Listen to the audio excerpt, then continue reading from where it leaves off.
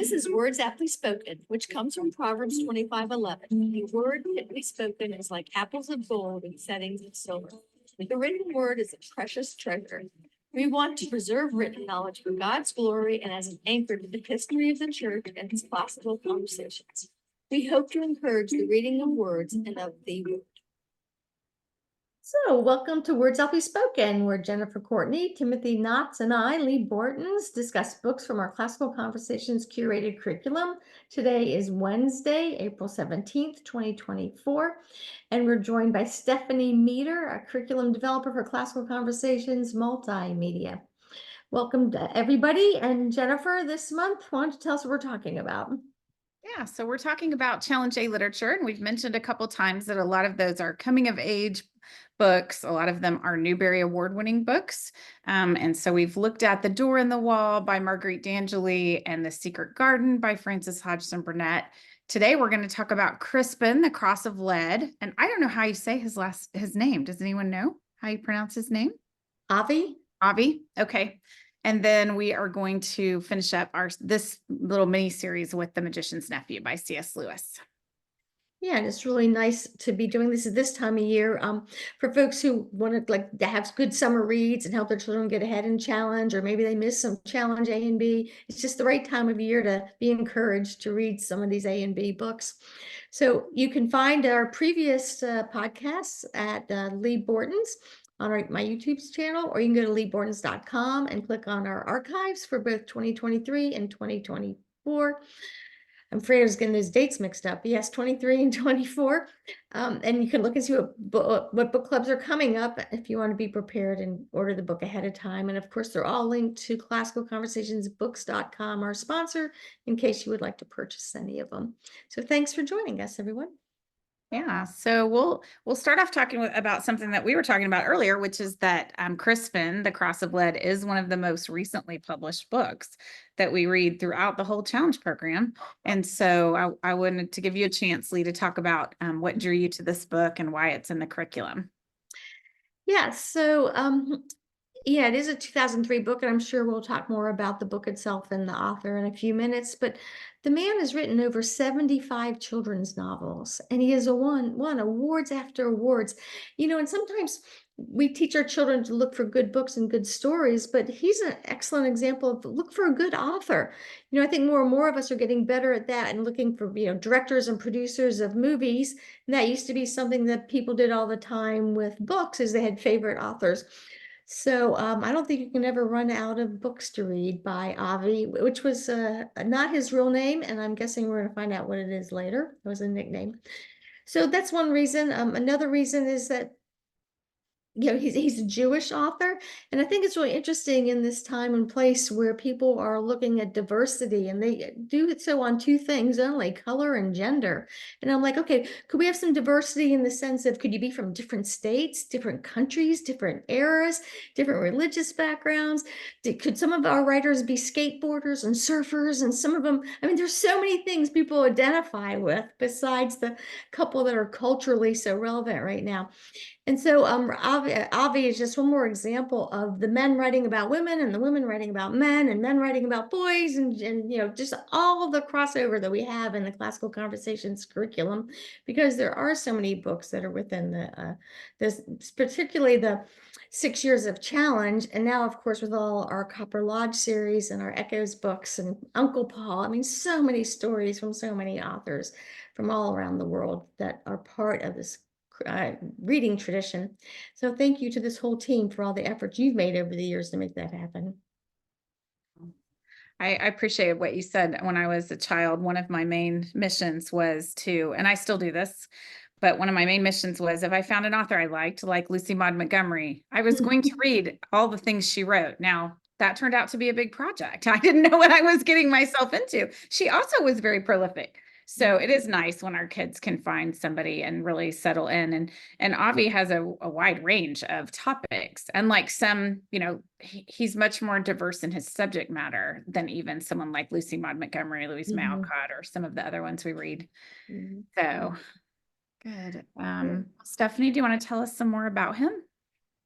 Yes, so I did look up his name because I knew Avi was a pen name, but his given name is Edward Irving Wartis, and he was actually nicknamed Avi when he was a little kid by his twin sister. So I didn't see the origin of like what made her call him that, but she is the reason that he's called Avi. So he struggled with dysgraphia and dyslexia as a kid, so he had a lot of trouble expressing himself in handwritten words. His spelling and handwriting were very poor, and he was accused of being sloppy. It was just getting his thoughts onto paper was a struggle. So he actually ended up failing out of one high school, but got tutoring over a summer and fell in love with writing and came back strong after that. He wanted to be a playwright originally in his like early writing aspirations, but he eventually fell into young adult writing after his son was born. So he's written, like Lee said, over 75 books for young adults. I mean, like 80-ish just in general. And I loved Avi as a kid, and I actually forgot that some of my favorite books were written by him. So I loved the True Confessions of Charlotte Doyle and The Secret School and Beyond the Western Sea, and just doing this little bit of research into him. I think about those books actually pretty often. Like, strangely often, those books come to my mind, and I had forgotten that he was the one who wrote them. So those stories and Crispin as well are about orphans and children overcoming odds, which is a favorite thing for me to read about. And I think a lot of other students like that too. So, and he is still with us. Avi is 86 years old now. Wow. Yeah, I had forgotten about The Secret School, Stephanie. I'm gonna have to pull that back out. I have it upstairs. And Crispin, remind me, I think Crispin is part of a trilogy. Is that true? Yes, I don't remember if it's 3. Tim's nodding. I knew there were multiple. Yeah. Is that right, Tim? Is it a trilogy? I think it is a trilogy. It's either Yeah. 3 It or is. 4 books. Yeah, there's 3 books, and they're written in 2003. You mentioned that earlier, and I forgot to talk about it. They are some of our most contemporary books. Is Crispin. 2003, 2006, and 2012, I think, are the 3, and they're all called Crispin something else. Yeah, one of my kids went and read all of them after the Challenge A year, which is always nice too, to just keep continuing a story you love. We know we have the trick in classical conversations because we got like one of the C.S. Lewis science fiction series and only 2 of the Narnia series, and we got one of the Tolkien, and we got one of Little Britches, and it's not just introducing ideas and authors, but also that there's other books to continue with. And so even though we might have about 80 books in the 6 years of literature, they lead to hundreds more. The other thing that I was thinking when you were talking, Stephanie, is that Lee and I have another author that we like, and Gerald Durrell, who also struggled with writing and spelling as a child, and so became an extremely prolific author. So that's an interesting, it's a good reminder to us, I think, not to pigeonhole ourselves or our children too soon. Yes. And I just loved Yeah, you hearing that said- he got the tutoring is what helped him turn it around. So somebody saw the potential in him and was willing to take the extra time and say, no, you can do this. You might need to go at it a different way, but you can do this, and just open up this whole world. So Stephanie, one thing I know, but I didn't research, was both his mother and father were prolific writers and playwrights. Do you know of anything that they wrote? Were they famous? No, I can look it up though. Look it up. Okay. Yeah. Did we cut you off, Tim? Were you about to say something too? Yeah, I think one of my favorite things about Jerry Durrell is that his older brother was an aspiring writer and wrote some things, and no one really remembers anything that he wrote, but they know Jerry's books, which is great. Yeah. Oh. He's good. Good. All right. Well, you kind of led us into this next idea, Lee, talking about just all the ways that we have tried hard to vary the curriculum and the books that children read in classical conversations. And one of the ways is just different kinds of settings. So we have some in colonial America and the Civil War. We have some during Victorian England. We have some set in World War II in England and Denmark. And we have one, Mr. Bowditch, who he's set all over the place as he sails around the world. And then we have some that are even set back in biblical times. But this one is set at the same time as one we've discussed just recently, A Door in the Wall, which is that it is set in the Middle Ages. So Tim, do you want to start us talking about how these are alike or similar in their, or different in their depiction of that era? Yeah, I found that really interesting to have these two books. And I know Jennifer, you selected them in lead for different reasons, but to have them so close together in our conversation, you have a door in the wall where the opening still has some of that darkness of the Black Plague, the Great Death going on around him, and of course we have Robin's personal circumstances with being stricken with paralysis and the servants sort of abandoning him. But after that, in that setting, you have sort of that high adventure depiction of the Middle Ages in England, sort of the high courtesy of knights and squires and ladies, and sort of a little bit of the villainy of the lowbrow and the highwaymen. But even that's barely sanitary in the way that it's depicted. It's more sort of a rollicking good time in many ways than it is really dark or scary. This book, Crispin, is again, it's around the same time. It's even around the same place. It's outside of London and in England, right around the same time. But this is a lot more sort of gritty in the way that it depicts life in the Middle Ages, especially for the lowborn and their sort of minimal living conditions. He describes how in Crispin, their daily bread is literally daily bread. They have a little bit of bread and sometimes a little porridge to go with it. And once a year, if they're lucky and things are going well, they get a bit of meat. That's like their big celebration at Christmas time. And you see death and you see sort of the abuse of the poor by the powerful firsthand in Crispin. So it's just a fascinating comparison to read these two books and to have them side by side. And I experience them very differently, but when I talk to Challenge A students, I don't know that they see them the same way. Their experience of Crispin still has much more of that high-spirited adventure to it than I get out of it. And I don't know exactly why that is, but I'm fascinated by that too. Could it be because in The Door in the Wall, Robin can't be very adventurous, and that actually his kind of one of only adventure is the climax of the story?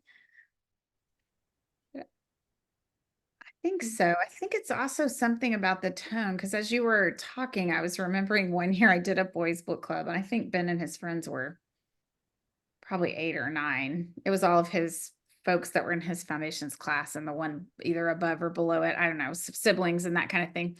And we read a King Arthur book and a Robin Hood book. And it might have been The Hobbit. And then in between all those, we read Adam of the Road, which is a lot like Door in the Wall, where it has a very sweet sort of, glossing over the difficult things, age-appropriate tone to it. And the boys hated it, and all the moms were so relieved because they were tired of the gritty. So all the moms were ready for a break, and the boys were like, "Oh, this one is boring." So I don't know. There's something about the tone there, I think, that I was remembering as you were talking. Yeah, and one of the interviews that Avi gave that I saw, he was saying, sure, he loves wonderful book reviews from adult critics, but his favorite way of knowing which books are the best are the number of children who write him letters thanking him. So it might be interesting to take some of these authors that we enjoy, if there's some way to find out how many letters from kids have you really had.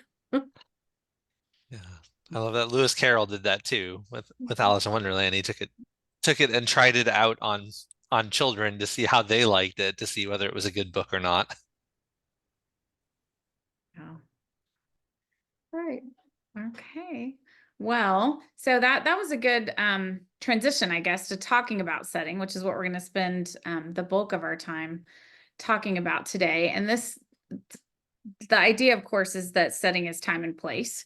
And so we talked a little bit about the time with the Middle Ages, but we're going to dig into the place after our break when we do our close readings. But one interesting idea that we've been kicking around here on a couple of these book clubs is the idea of there are some books in which setting is so very important that it almost threatens to become a character or sometimes is intentionally a character. So maybe we can start with some of those examples to help our audience get warmed up for the idea of place. Can you guys think of some? Jennifer, I had a machine click on. Ask the question one more time, please. Oh, thinking of examples of stories where the setting, the place of the book is so almost becomes a character because it's so important. to the story. Yeah. Mhm. So I Well, always Tim mentioned Alice in Wonderland, and I think of Wonderland as being one of those. Obviously, there are characters in Wonderland that give it a lot of flavor, but Wonderland itself is full of bent laws of physics and just strange things, and even like the government, such that it is very strange. So Wonderland is one that comes to my mind. And then also like the classic Tale of Two Cities example, those two cities have their own personalities and are very important to the story.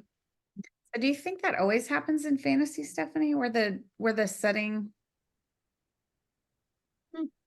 Yeah, I was thinking about that because when I was thinking about this question, fantasy is what came up the most just to my mind, like the Hobbit and Narnia. I mean, the place is very important. Mhm.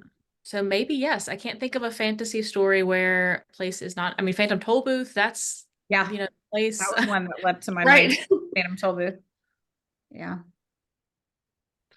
Well, if the setting's fantastical, as it is fantasy, and it's not fantastical, it's probably not very interesting or well written.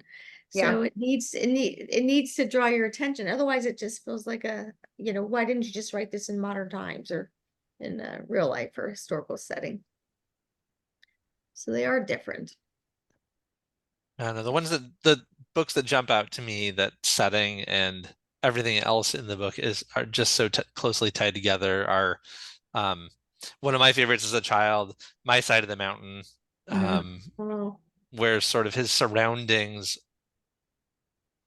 are almost a conversation with him in the whole book, and I love that one. And then likewise, The Old Man and the Sea, where it's the sea that's sort of the opposing character in the story. But it's not only the sort of the man versus nature stories, I think. Heidi, her mountain is so part of the story. Or Avonlea in the Anne of Green Gables series. Even though it's, again, much like Wonderland, the people are really the most important thing. There's something that's developed through the whole series that just makes you love Avonlea, and I think that is really, really true for a lot of people, because so many people make a pilgrimage up to that part of the world to go visit, right, Jennifer? Yeah, genre fiction does tend to really there are huge genres of fiction, like you think of Jan Karen's Mitford, where when you create that imaginative place like Avonlea or Mitford, it becomes home for your reader too, and they want more stories set in that place. So they are attached to the characters too, but they're attached to the place. That's interesting. And I think you're right that the ones where children are being healed by being out in nature. So Heidi and My Side of the Mountain, or I thought about Gone Away Lake and Girl of the Limberlost. That's quite a few coming of age stories too, where the children are made whole by being outdoors, that those settings take. even last week's The Secret Garden, the garden is one. Yeah. Yeah. And then the only other category I could think of were things like Passage to India, where the author purposefully makes the setting one of the characters. Well, even in our Cadfael stories, the murder mystery had the monastery becomes really important. Yeah. And that is an important part of that sort of I wouldn't call Cadfael cozy mystery, but that whole genre of cozy mystery requires a very strong character that is the town where those take place, or the monastery in that case. That's the genre almost can't survive without that strong sense of the setting. So that was fun. It's a fun mental jaunt. So you ready to thank our sponsor, Lee? And we'll look at this book. We'll get back to our book that we're discussing. Great. Well, I just love how you guys can pull in so many other stories and it just intrigue people. So yeah, we want to thank Classical Conversations Books.com. They're our sponsor. It's where you can purchase all of our books that we discussed both in 2023 and now in 2024. You can listen to our previous podcasts at Lee Borton's. I always want to say at Lee Borton's. And then of course, leebortons.com is also the place where the links are for all the archives and the upcoming information. So we look forward to just enjoying discussing more books. So we're ready for the next thing. Oh, I always forget. Next week, we're going to be discussing C.S. Lewis's The Magician's Nephew. We probably need 3 hours for that one. I know. But that is so true. But I can't wait to talk about Uncle Andrew. All right. Well, so I think because today some of our passages are longer because we wanted to really give the descriptions of setting justice, we're going to put them on the screen so that you don't have to, our listeners don't have to follow along quite so intently. They can also look as we read. So Stephanie, do you want to read this first one for us? Sure. Before me, like some rolled out tapestry, was my entire world, beneath a sky as blue as Our Lady's blessed robes, a contrast to the greening spring that lay abundant everywhere. Overhead, swallows flitted, free as birds ever are. To the west meandered the river Strom, glittering like a silver ribbon in the golden sun. At this point, the river ran at a shallow depth. Like most, I could not swim, but for much of the year, one could wade across. Above and below this ford, depending on the season, the water ran quite deep. A few paces from the river's bank, on the village side, stood one of the stone crosses that marked Stromford's western limit. Covered by mystic markings, this cross had been erected where St. Giles had once appeared.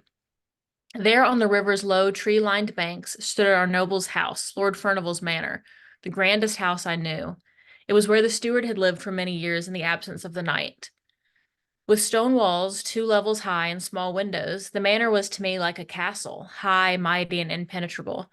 Inside, I had never been allowed to enter, but I'd been told, was an arched hall with a long trestle table and benches, several sleeping rooms, and a chapel. On the walls hung pictures of saints along with ancient battle shields. The lower level was a large storage place meant for the wheat and other foods the village produced. Opposite the manor, across the road, was the mill. Smaller than Lord Furnival's dwelling, it was built of stout timbers with grinding wheels of massive stone. These wheels were turned by river water delivered by a run. Not only did the mill grind our wheat and barley at a cost, it contained the ovens where we villagers, by the steward's decree, baked our bread, which required yet another fee.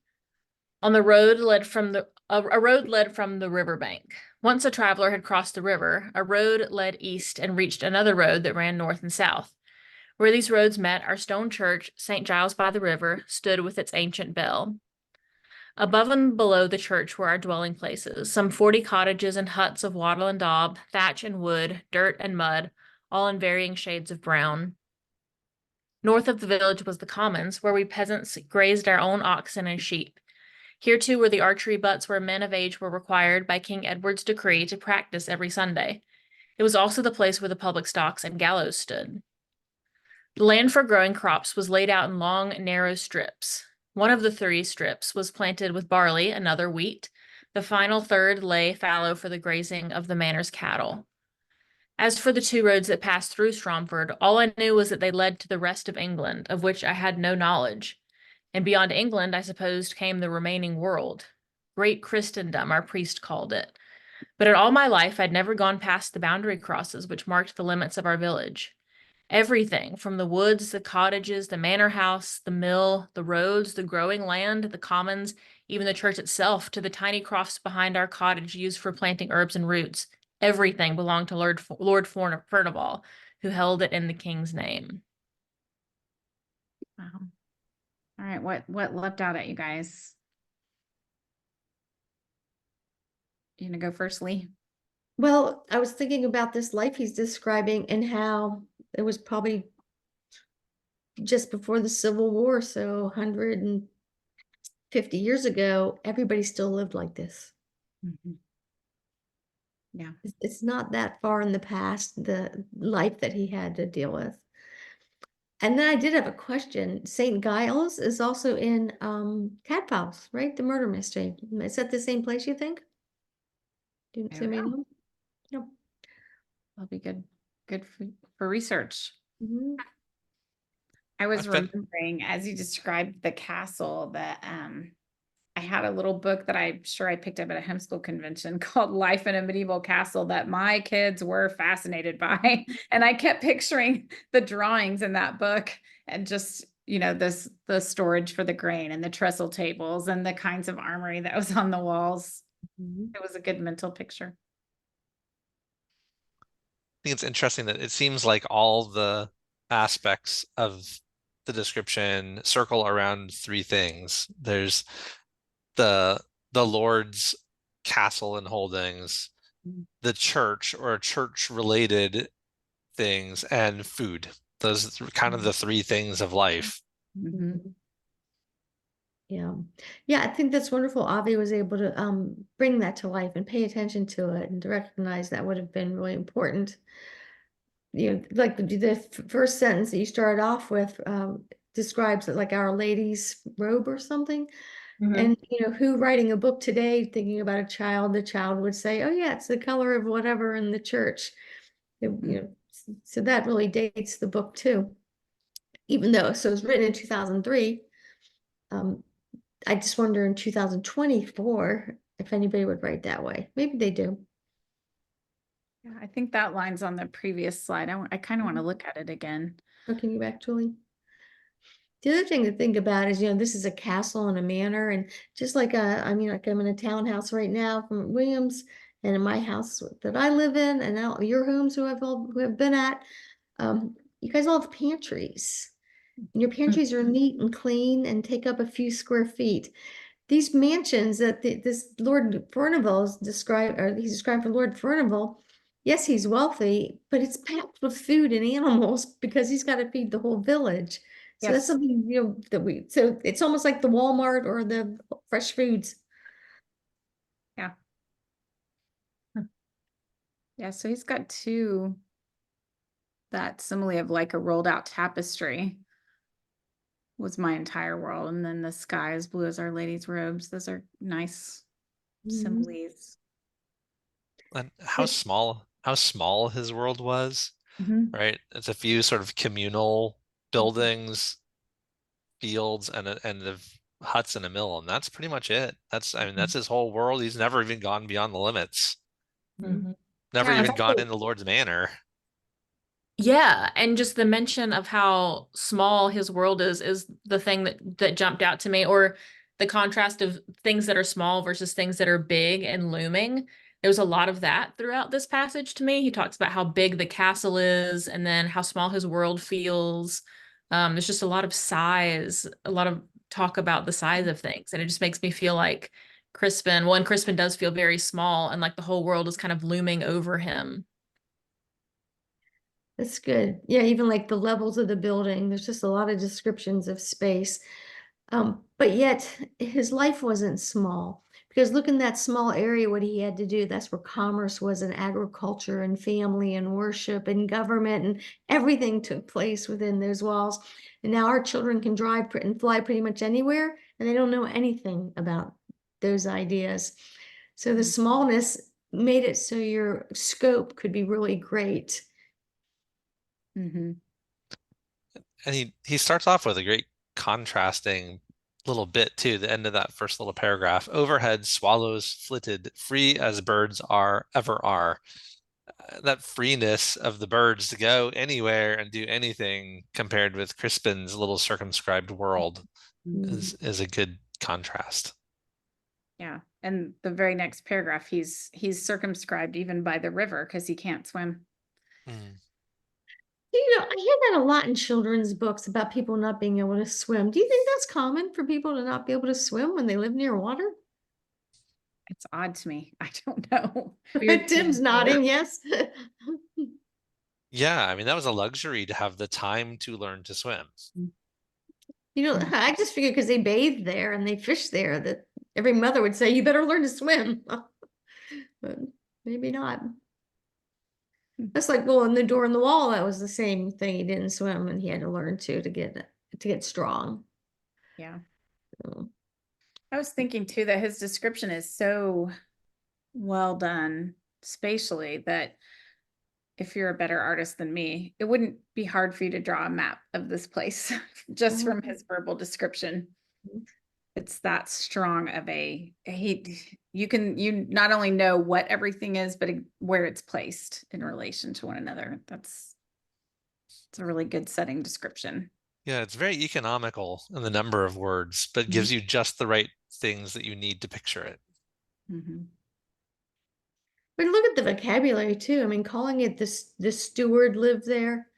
It's just the nouns are so descriptive, and usually think of adjectives being descriptive, but the nouns are also, grinding wheels, massive stone, delivered by a run. Like, do people think about rivers running? Because we don't have mills nearby so much. Well, yeah, I noticed that too. It's not really small child vocabulary. There are a lot of really big words. Impenetrable and trestle table and Christendom. Those are not. Yeah, I once heard a good writer talking about how you should never use an adjective to describe a noun when you can just use a better noun. Yes. Yeah, which kind of goes to our core habits of naming, right? If it's one of the reasons why naming is important, and one of the examples I always love to use is that of Luther's hymn, "A Mighty Fortress is Our God," because a bulwark means something.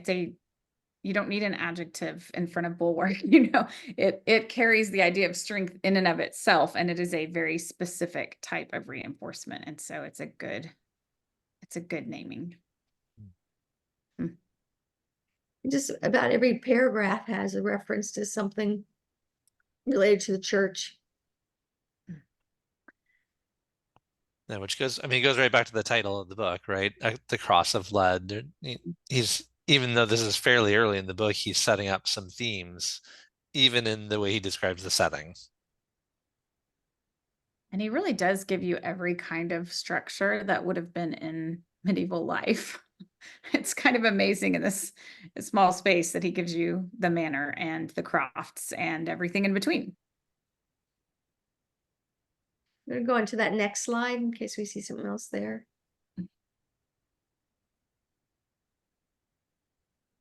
Well, the idea of a common. So most of us have been up by where Tim lives and have been to Boston Commons. And again, that's not so far away from our from what would have been normal, that the peasants grazed their sheep in common land. Yeah, most of the towns up here still have a common out in front of their town hall. Yeah, and I think he does a nice job of weaving in a moment of timing in this description that's a very geographical setting when he references King Edward's decree. So if you know much about English history, you can locate yourself in time there too, and not just in space. Yeah, again, one more time, the Revolution came to my mind. The Minutemen practicing in near Lexington, and I mean, to me, that should be a normal practice. The military shouldn't be something far away and federal. It should be the local men and women getting together to make sure that the local guard is safe too. And our police officers, they're inside buildings. We don't see the hard work and the practice that they do to make sure that we're safe. It's all sterilized. And this wasn't. People knew what their community was doing.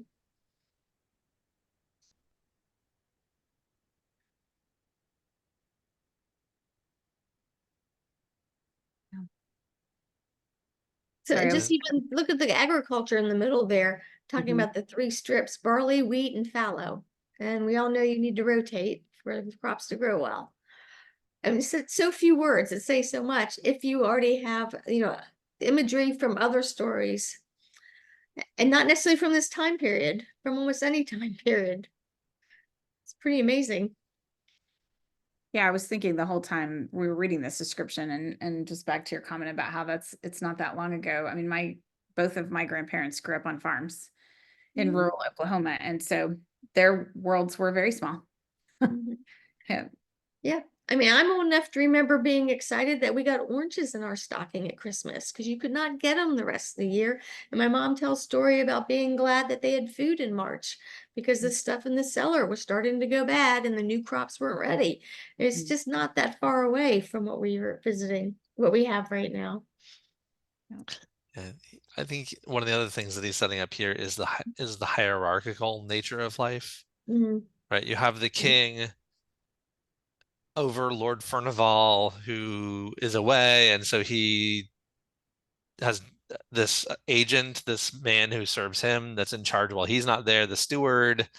And even in the church, you have this statement on this page where he wields some authority because he knows things that the people don't know, right? He Mhm. knows about this thing called Great Christendom, which is a mystery to Crispin, but he sort of takes it as, well, this comes with authority. It's from the priest.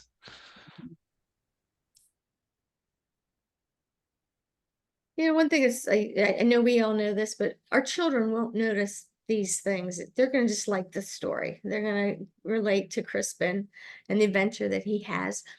But I really appreciate how you guys pull all this stuff out because we as adults sometimes don't get to have conversations with folks that have read as far wide as you have. So I always learn things from you. So thanks for doing that. That make it so that when I read a book, it's a better reading. And it's also a good reminder to us that, it's perfectly great and wonderful for us as adults to read children's literature. It's good for us and it's fun and we get a lot out of it as well. So those books that children love usually can be loved all your life long, or else they probably weren't very good children's books. So we probably better scoot to our next passage because I we're just gonna hadn't run realized on. how much was in that. I know. So Tim, are you gonna read this one to us? Glad to. So this is later in the book. We aren't going to tell you the plot today, so you have to go read the book yourself if you really want to find out what happens in it. But obviously, Crispin has made his way elsewhere. He's out of his little world and is gone. There is a phrase in this one that's important that'll be confusing to you where he calls himself a wolf's head. But again, I'm not going to tell you about what that means. You'll have to go read the book to find out, but just don't get stuck on it. This is what he says when he gets to this big city. If I had been amazed by what I'd seen on the road, I was more astonished once within Great Wexley. For we had hardly passed through the gate when I saw more people, men, women, and children, in that one moment than I had seen in all my life together. Just the din that burst upon my ears was beyond belief. People were shouting, calling, arguing, laughing, selling their wares to any and all from where they stood. Wandering water carriers were proclaiming what they sold. So were those who offered apples, lavender, or ribbons. It was hard to know who was talking to whom. It all appeared to my eyes and ears like a flock of crows screaming at one another in a crowded field of new threshed wheat. No, it was more like a dense forest, not of trees, but people, for we could not walk straight, but had to weave our way along, constantly bumping, banging into others. In Stromford village, you could not pass anyone without knowing them and receiving some nod of greeting, perhaps a grunted word or two. Even I received such notice. There, strangers were as rare as shooting stars and just as portentous. But though Bear and I were strangers to Great Wexley, and I a wolf's head, no one seemed to care, though they did glance at Bear, if only on account of his size. Still, what assaulted my senses more than anything, aside from the sheer numbers of people of all ages and the ensuing cacophony, was the stench that filled the air. Rotting goods, food, dung, manure, human slop, and swill mixed together into such a ghastly brew as to make me want to swoon. In my village, refuse was heaved behind our houses. In Great Wexley, foulness lay on the wide road where we walked. This road was no longer dirt and mud, but laid out in stone. A filth-filled gutter, like an open gut, ran down its middle. Even as we passed, I saw house shutters open and muck heaved out on the street. sometimes dousing passers-by to the hilarity of those watching, arousing fury from the victims. Nor was it only people I saw, but animals, pigs, chickens, geese, dogs, and rats, all of which scurried among the crowds with as little thought to people as the people seemed to give them. Pressing in on the crowded, narrow streets were looming walls of close-built buildings, structures 2, sometimes 3 stories high, with slate, not thatched roofs. These houses were, for the most part, built of timber beams, with pale mortar filling in between the wood. Here and there stood stone buildings of even grander proportions. Many houses had their upper stories built so that they extended over the narrow streets, blotting out the sky. The houses had countless windows, mostly with shutters, but some with glass, more than I had ever seen before. As for doors, I did not think that the whole world had so many. These people, I thought, must live their lives by little more than entries and exits. You want to start us off this time, Stephanie? Were there some words that leaped out at you? Not as much the words, but just the specific senses that Mm. leapt out to me. But it is contrasted a lot with the passage that we read before, I think, because he talks about that there are so many strangers here, and there weren't strangers where he comes from, and the differences in the way their lives are run, just with regard to getting rid of human refuse and things. There was something else that was really stark in the two comparisons. I'm trying to remember what the other thing was. Oh, the houses. So we heard about like the wattle and daub houses of his village. It was so just, little like lattice work of wood with, kind of patched through. And then these are much grander. So they're stone buildings. They have slate roofs built of timber beams. So we get a really different picture of the way the town is constructed here.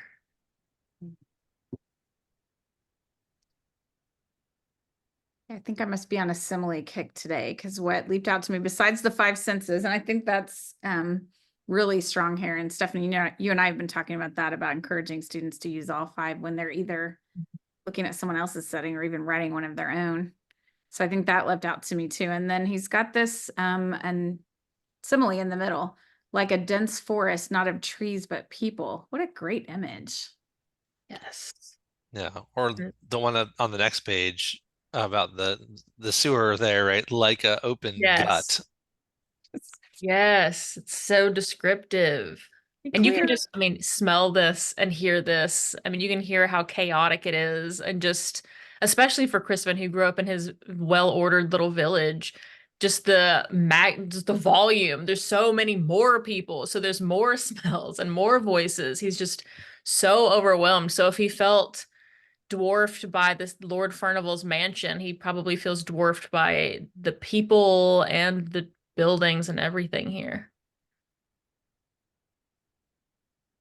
I think the word cacophony Yeah. was that's a good strong word, and really does so much to capture a lot of his impressions of this city, right? It's just chaos and noise. I wonder when Avi wrote the section about the people and the trees, if he had it all in mind, where the blind man who began to see after Jesus healed him thought he was seeing trees walking.